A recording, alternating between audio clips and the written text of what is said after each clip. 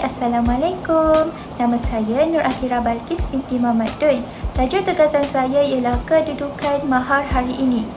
Apa itu mahar? Mahar itu ialah mas kahwin. Mas kahwin itu apa pula? Mas kahwin itu merupakan pemberian yang wajib diberikan oleh lelaki kepada perempuan untuk menjadi bakal isterinya.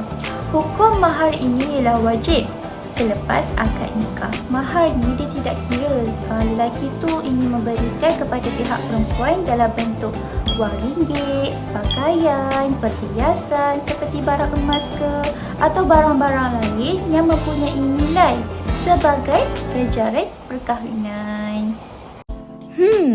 Siapakah yang layak menerima mahar ini? Orang yang layak menerima mahar ini ialah pengantin perempuan sahaja. Ia bukan untuk milik wali. Wali hanya berhak menerima bagi pihak perempuan sahaja. Dalam firman Allah SWT berfirman, dalam surah An-Nisa ayat 20, maka janganlah kamu mengambil sedikit pun daripada harta itu. Adakah kamu mahu mengambilnya dengan cara yang tidak benar dan dosa yang nyata? Mahar bukanlah syarat sah atau rukun nikah. Sebaliknya, ia merupakan kesan dan tanggungjawab yang lahir setelah sahnya akad pernikahan. Justru itu, ia wajib ditunaikan oleh suami seperti mana suami wajib memberikan nafkah yang juga merupakan kesan daripada akad pernikahan yang sah. Menyebut dan memperjelaskan mahar ketika akad bukanlah menjadi satu kewajipan, namun ia digalakkan untuk mengelakkan daripada berlakunya sebarang pertikaian pada masa akan datang. Sekiranya mahar tidak disebutkan dalam akad, pernikahan tetap sah di sisi syarak, sementara mahar tetap wajib ditunaikan dan akan menjadi hutang suami. Begitu juga sekiranya terjadi musibah dalam rumah tangga seperti kematian suami, sebelum pemberian mahar, mahar tersebut tetap menjadi hutang yang mesti dilunaskan oleh warisnya iaitu keluarga suami. Mahar yang tetap menjadi hutang suami atau warisnya sebagaimana dalam dua keadaan yang tersebut menunjukkan bahawa Islam mengiktiraf mahar sebagai pemberian yang sangat penting kepada wanita. Persyariat mahar yang bertujuan memberi hak pemilikan harta kepada wanita menunjukkan bahawa mahar adalah harta atau aset yang produktif dan bernilai tinggi kepada wanita. Kewajipan mahar dalam perkahwinan disepakati oleh para ulama sebagaimana yang telah disyariatkan dalam Al-Quran dan As-Sunnah seperti mana yang berikut. Dalam surah An-Nisa ayat 24 yang bermaksud, maka isteri-isteri yang telah kamu nikmati iaitu setubuhi dengannya setelah ia menjadi isteri kamu, maka berikanlah kepada mereka maharnya yang sempurna sebagai suatu kewajipan.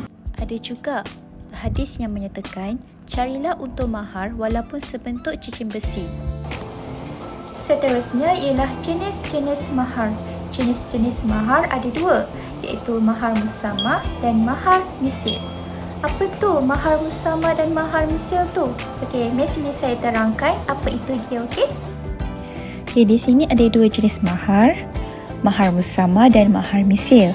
Mahar musamah ni ialah mahar yang ditentukan kadarnya dan dipersetujui oleh kedua-dua belah pihak.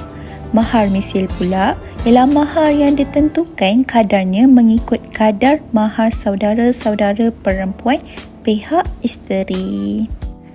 Mahar musamah ni terbahagi kepada dua bahagian, iaitu mahar musamah muajjal dan mahar musamah ghair muajjal. Mahar musamah muajjal ni ialah mahar kahwin yang disebut dalam akad dan dibayar secara segera dan tunai. Mahar musamah ghair muajjal ni ialah mahar kahwin yang disebut dalam akad dan dibayar secara tangguh dan hutang.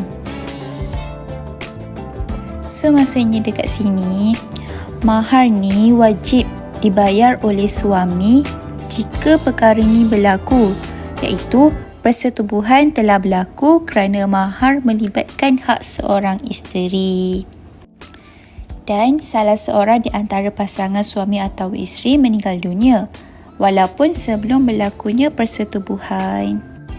Ada hadis Rasulullah SAW menyatakan yang bermaksud, sekiranya seorang lelaki mengahwini seorang perempuan, kemudian lelaki tersebut meninggal dunia sebelum berlakunya persetubuhan dan sebelum memberikan mahar, maka Rasulullah bersabda, untuknya isteri keseluruhan mahar dan baginya iddah dan harta pusaka.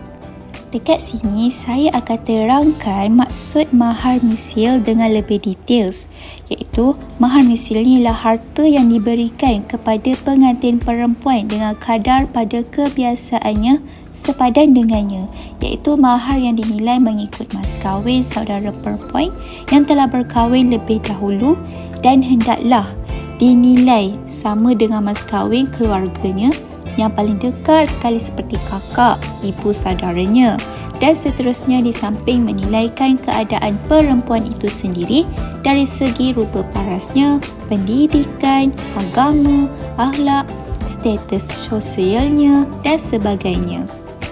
Kadar mahar misil ni ialah dengan membuat perbandingan dengan mas kahwin yang pernah diterima oleh kaum keluarganya isteri sebelah bapa.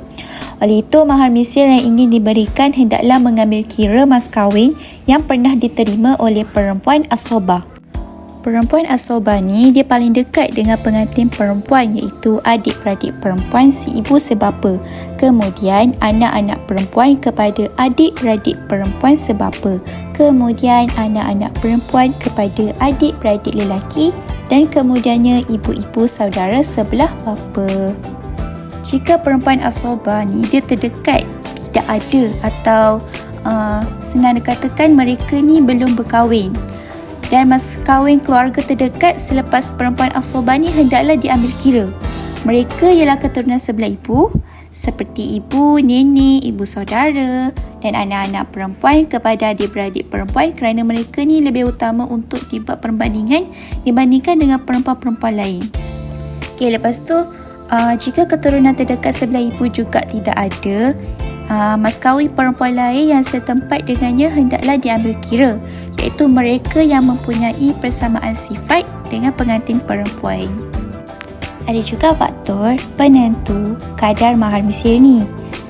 Ketika menentukan kadar mahar misil ni, ada perbandingan yang dibuat, hendaklah mengambil kira dalam faktor berikut. Contohnya ialah umur, kecerdikan, kecantikan, harta, mulia diri, beragama, ketakwaan, keilmuan, atau masih dara ke, janda ke kan, dan semua perkara yang boleh dijadikan penilaian yang sahih. Ini kerana kadar mas kahwin berbeza dengan berbezanya sifat-sifat ini. Okay, selain itu ialah cara pemberian mahar. Cara pemberian mahar ni diberikan secara tunai. Okey, lepas tu bertangguh, separuh tunai dan separuh bertangguh. Apa tu? Mesti korang tak faham apa benda tu kan semua. Okey, mari sini saya terangkan lagi sekali, okey? Cara pemberian mahar ni dalam Islam dia memberikan kemudahan dan keringanan kepada lelaki yang tidak mampu untuk memberikan mahar secara tunai sama ada keseluruhan atau sebahagiannya. Untuk memberikannya secara hutang atau bertangguh ke satu masa yang ditetapkan di atas persetujuan dan keredaan bersama. Oleh itu, Islam ni menggalakkan mahar diberikan secara tunai bagi mereka yang mampu. So, cara yang pertama ialah tunai. Tunai ni ialah mahar muajjal, iaitu mahar tunai yang disegerakan pemberiannya. Sekiranya suami gagal memberikannya secara tunai seperti mana yang telah dipersetujui sebelumnya, isteri ini berhak untuk menahan dirinya daripada menunaikan hak dan tanggungjawabnya terhadap suami. Oleh itu, suami ini dia tak ada berhak untuk memaksa isteri untuk melaksanakan hak dan tanggungjawabnya selagi mana isteri ini dia belum mendapatkan hak maharnya. Yang kedua pula ialah bertangguh. Bertangguh ni ialah mahar yang diberikan secara hutang atau ditangguhkan pemberiannya kepada isteri. Pemberian mahar ni secara bertangguh ni adalah salah satu bentuk kelonggaran untuk memberikan kemudahan dan dalam urusan perkahwinan bagi golongan yang tidak mampu untuk memberikannya secara tunai.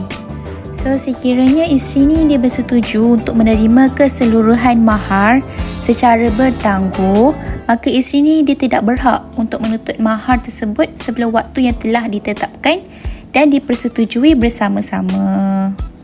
Okey, contohlah kalau terjadinya penceraian atau kematian sebelum tempoh yang telah ditetapkan dan dipersetujui bersama, maknanya mahar tersebut ni harus ditunaikan segera oleh suami.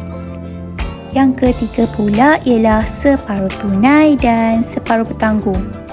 Separuh tunai dan separuh bertanggung ni maknanya dia boleh disegerakan sebahagiannya dan ditangguhkan lagi sebahagiannya. Macam tu.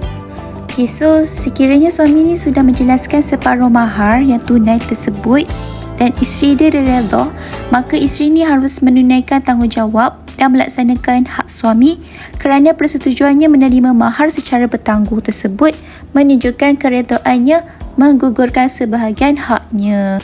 Oleh itu, sekiranya isteri ni dia menafikan hak suami dan mengabaikan tanggungjawab dia sebagai isteri, maka dia akan dikira nusyuz. Pemberian mahar secara bertangguh ni dia bukan sahaja dilihat untuk memudahkan urusan lelaki, tidak. Dia bahkan memberikan perlindungan secara tidak langsung kepada wanita. Dengan baki mahar yang masih tertangguh tu, bukan sahaja berperanan sebagai jaminan sosioekonomi wanita ketika berlakunya musibah seperti perceraian ke, kematian suami ke, tetapi dia juga dianggap sebagai pelindung kepada ikatan rumah tangga. So, lelaki ni, suami ni, dia tidak boleh sewenang-wenangnya memperlakukan isterinya atau menceraikan isterinya dengan mudah.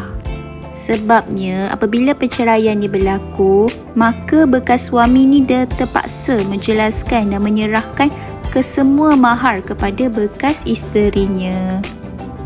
Syarat mahar pula ialah mahar atau mas kahwin yang diberikan kepada isteri itu mestilah merupakan sesuatu benda yang boleh dijual beli atau sesuatu yang berharga lah, macam tu. Syarat yang pertama ialah hendaklah mahar itu terdiri daripada sesuatu yang suci dan bukan sesuatu yang haram. Yang kedua ialah mahar kepunyaan suami, iaitu milik suami lah. Contohnya maksudnya dekat sini mahar tu dia bukan hasil barang curi ke, barang rampas ke, atau barang memang bukan milik suami dia. Macam tu. Seterusnya ialah kadar mahar. Islam dia tidak menentukan kadar pemberian mahar. Dia bergantung kepada kemampuan suami dan persetujuan antara keluarga pengantin lelaki dengan perempuan. Ada setengah negeri di Malaysia, kadar maksimum mahar telah ditetapkan. Sebaik-baik mahar ialah yang sederhana dan munasabah mengikut keperluan dan kemaslahatan. Hikmah disyariatkan dengan mahar ini ialah kebenaran dan keinginan suami hidup sebagai sepasang suami isteri secara terhormat dan mulia. Lepas tu, pihak perempuan ni dia menyediakan keperluannya seperti pakaian ke, untuk sediakan fasa baru dalam kehidupan sebagai suami dan isteri. Yang ketiga pula ialah kasih sayang suami kepada isteri. Contohnya, suami ni diberikan hadiah yang istimewa kepada isteri tercinta. Okay korang, kalau korang nak tahu kan, sebenarnya ada 8 jenis nama lain bagi mahar. Okay, yang pertama ialah sodak, yang kedua ialah alaid, yang ketiga ialah aj, yang keempat ialah faridah, yang kelima ialah nikah, yang keenam ialah tul, yang ketujuh ialah huk dan yang ke-8 ialah nilah. Inilah antara 8 jenis nama lain bagi mahar. Akhir sekali ialah kesimpulan. Kesimpulan yang saya dapat ialah mahar ni adalah hak isteri yang diberikan oleh suami. Mahar juga dia bertujuan untuk menggembirakan hati isteri agar isteri dia merasa dihargai, dicintai oleh suami.